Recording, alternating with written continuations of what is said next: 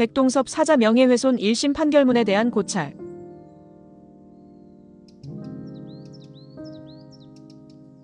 이 사건은 요한계시록의 실상을 가르치고 있는 신천지에 있어서는 절대 물러서면 안 되는 재판입니다. 이 사건을 간략하게 요약해보면 처음에 신천지는 계시록 13장에 등장하는 7머리와 10뿔 가진 짐승의 실체로 청지기 교육원의 임원 7목자와 그 7목자 중에 한 사람인 오평우가 10뿔을 소유한 사람으로 가르쳐 오다가 계시록 13장에 의거한 바 배도한 장막성전을 삼키러 올라온 짐승은 바다에서 한꺼번에 올라와야 하지만 청지기 교육원의 총무국장이었던 오평우 목사는 청지기 교육원이 생기기도 이전인 75년도부터 장막성전에 입교된 것으로 되어 있어 계시록 13장이 말하는 내용과 신천지의 실상교리는 충돌하게 되었습니다. 이를 지적당한 신천지는 청지기 교육원의 7목자 중에 한 사람이었던 오평우 목사를 빼고 그 자리에 청지기 교육원과는 아무 상관이 없고 그 당시 고인이 되었던 백동섭 목사를 넣게 된 것인데요. 아직도 신천지 한쪽에서는 이 백동섭 목사를 청지기 교육원이 소속되어 있던 중앙노회의 노회장으로 가르치고 있는 게 현실입니다.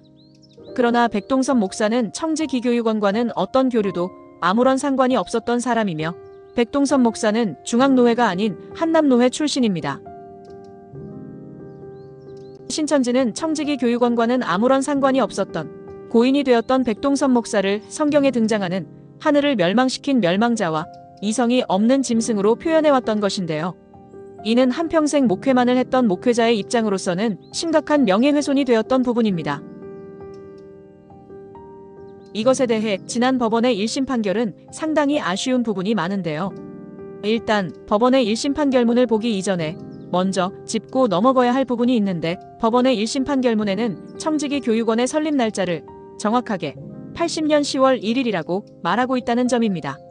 신천지가 말하기를 배도의 기간은 14년으로 끝나고 그 뒤를 이어 침묵의 기간 곧 반시였던 6개월이 지나 80년 9월 14일부터 84년 3월 13일까지 42달이 멸망의 기간이라 했었는데 청지기 교육원이 계시록 13장에 바다에서 올라온 짐승이라면 80년 10월 1일에 탄생한 청지기 교육원이 어떻게 80년 9월 14일에 장막성전으로 올라갈 수 있다는 말입니까?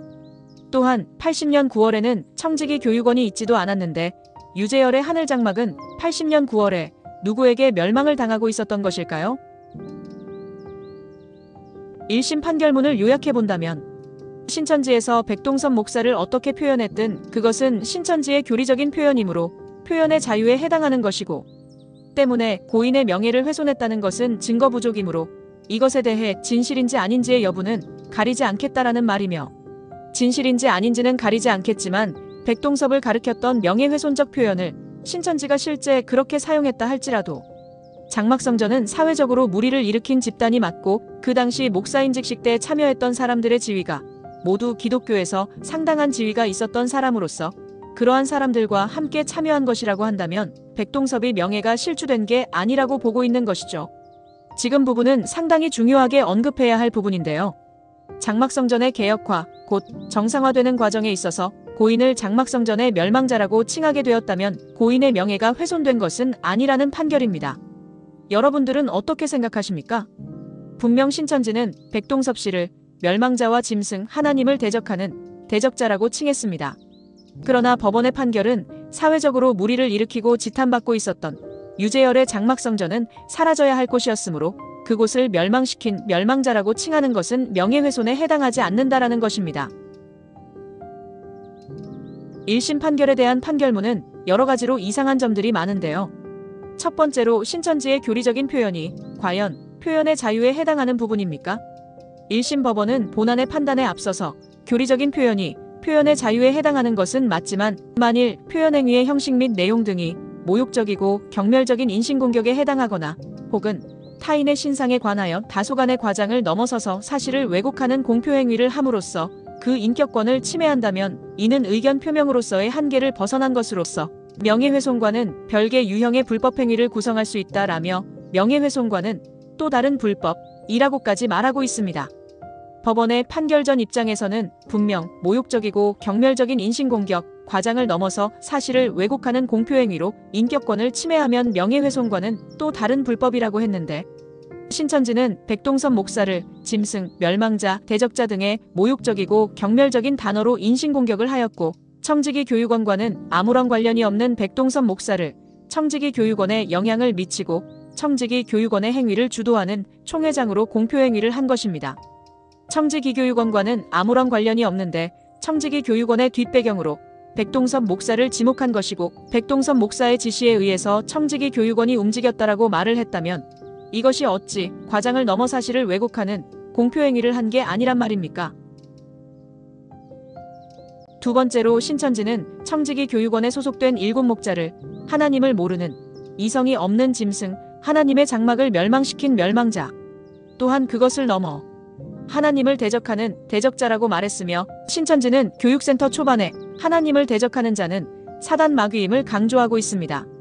그리고 하나님을 대적하는 사단 마귀의 한 사람으로 청지기 교육원과는 아무런 상관이 없는 백동섭 목사를 지목했던 것이고요.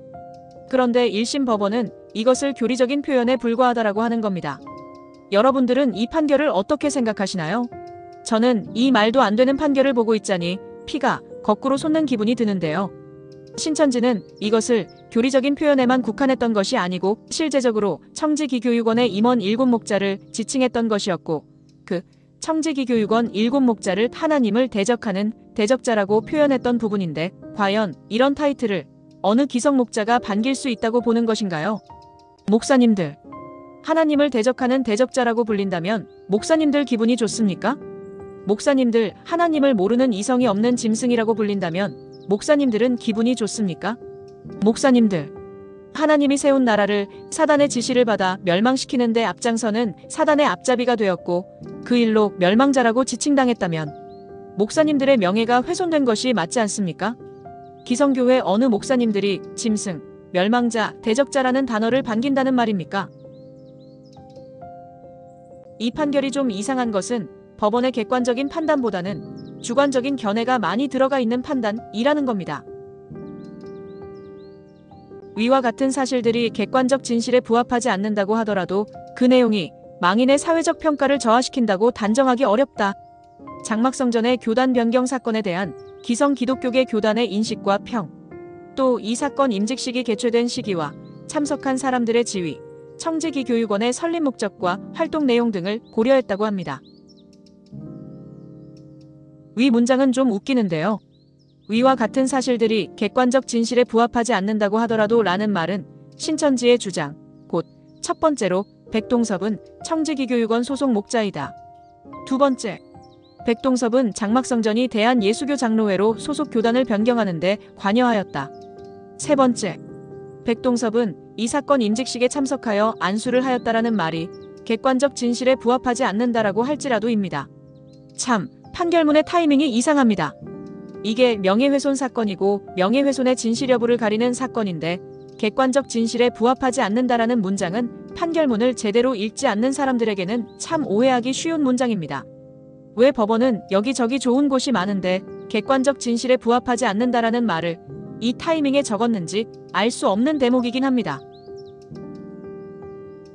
법원은 신천지가 백동섭을 언급하고 있는 음녀가 앉은 7머리 짐승, 멸망자라 했던 이 부분이 사실에 적실하기보다는 신천지의 의견 표현에 해당한다라고 했습니다. 그런데 신천지인들, 이것은 신천지의 주장을 법원이 그대로 받아들인 대목입니다. 이 대목을 빌어 알 수 있는 신천지의 입장은 백동섭 목사를 7머리 짐승이라고 멸망자라고 칭했던 것이 사실을 얘기하고 있는 것이 아니라 그저 신천지의 의견 표현에 해당하는 것임을 아셔야 할 것입니다. 의견 표현은 그것이 사실일 수도 있고 아닐 수도 있다는 말인데 뭐하러 사실이 아닐 수도 있는 신천지의 실상교리를 믿고 있습니까? 법원의 판결에 대해 자기들이 어떻게든 유리한 판단을 이끌기 위해 발버둥치고 자신들의 교리마저 사실이 아닐 수 있고 우리들의 의견 표명일 뿐이다라고 말하고 있는 그런 신천지를 말입니다. 또한 법원에서는 이와 같은 표현들은 장막성전의 교단 변경이라는 특정한 배경 사실과 관계없이 어휘 자체로도 다소 부정적인 의미를 갖고 있어 그 대상이 되는 상대방에 대한 부정적인 인식을 초래할 수 있기는 하다라고 하면서도 명예훼손은 아니라고 판단을 하는 건 너무 그릇되고 부끄러운 판단이었음을 1심 법원도 아셔야 할 것입니다. 교리를 전달하는 과정에서 부수적으로 망인을 지칭하기 위한 표현으로 사용된 점이라 했습니까? 과연 청지기 7목자가 신천지 교리의 부수적인 부분입니까? 부수적인 부분이 될 수도 없을 뿐더러 교리를 전달하는 과정으로 망인을 지칭하기 위한 표현으로 사용했다면 그것부터가 명예훼손이 되는 것입니다.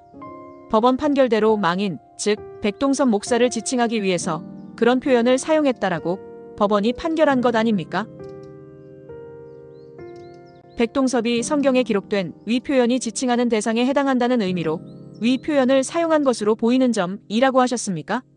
신천지는 성경에 기록된 위 표현만을 사용한 것이 아니라 그 표현의 실체로 7목자를 지칭했던 것이고 그 7목자의 실체 중에 한 사람을 백동섭 목사로 지칭했던 것입니다. 지칭하는 대상에 해당한다라고 했던 것이 아니라 실제적으로 백동섭 목사를 지칭한 것인데 1심 법원은 누구의 말장난에 놀아난 것인지 심히 의심이 되는 대목입니다. 신천지에 입교 직전 무렵 선교센터 교육 막바지 시점에 이루어지거나 신천지에 입교한 이후 신도들을 상대로 이루어진다는 것인바 신천지의 교리를 신봉하고 있는 신도나 신봉하고자 하는 사람들을 상대로 한정적으로 행하여진 점이라고 하셨습니까?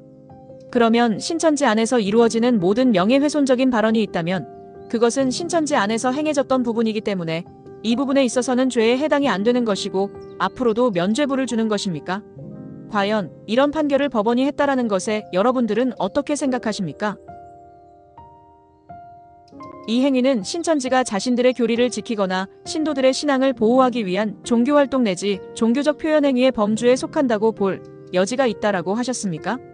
신천지의 교리를 지키기 위해서 신도들의 신앙을 보호하는 활동이 종교활동이며 종교적 표현 행위이기 때문에 이 사실의 실체도 규명하지 않고 죄로 여기지 않는다는 것이 1심 판결입니까? 그럼 종교적 표현 행위의 범주는 어디서부터 어디까지입니까?